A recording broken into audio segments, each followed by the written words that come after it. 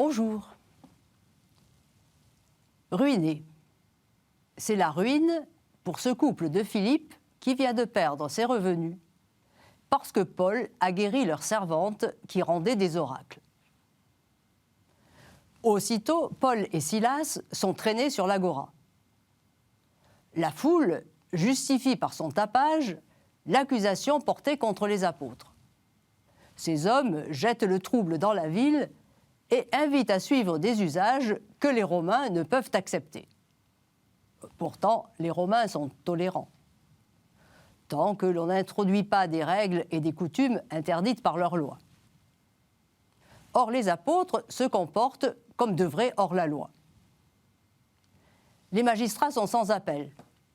D'une part, Paul et Silas portent atteinte à l'ordre public, et d'autre part, ils ne respectent pas l'interdiction qu'ont les Juifs de ne pas faire de prosélytisme auprès des païens. En résumé, ils se comportent en Juifs et en étrangers, en fauteurs de troubles et en propagateurs de pratiques religieuses étranges. La réaction des représentants de l'autorité est immédiate.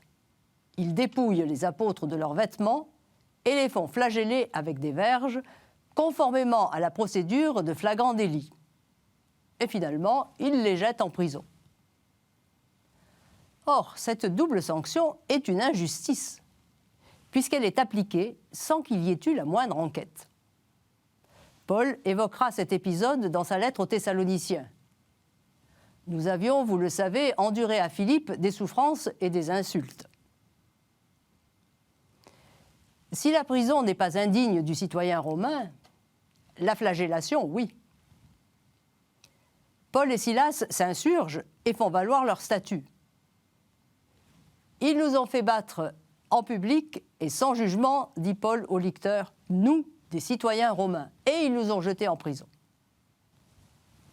Quelques années plus tard, lors de son arrestation à Jérusalem, cette fois-ci, c'est avec un instrument de torture, le fouet fait de lanières, de chêne et de pierre, que les autorités romaines veulent frapper Paul pour lui extorquer des aveux sur son identité.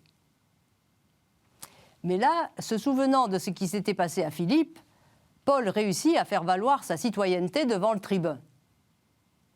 Un citoyen romain, dit-il, qui n'a même pas été jugé, vous est-il permis de lui appliquer le fouet ? Aussitôt, le tribun se rétracte. Pas de suite du Christ sans épreuve. Paul le sait et en témoigne. Souvent j'ai été à la mort, 5 fois j'ai reçu des Juifs les 39 coups de fouet, 3 fois j'ai été battu de verge. Quoique vivants, nous sommes continuellement livrés à la mort à cause de Jésus, pour que la vie de Jésus soit elle aussi manifestée dans notre chair mortelle.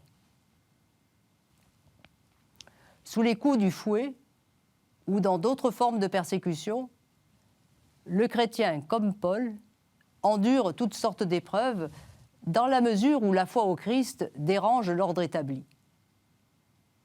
L'apôtre le rappelle dans la lettre aux Philippiens. « Vous menez le même combat que vous m'avez vu soutenir. Tenez bon. » À bientôt.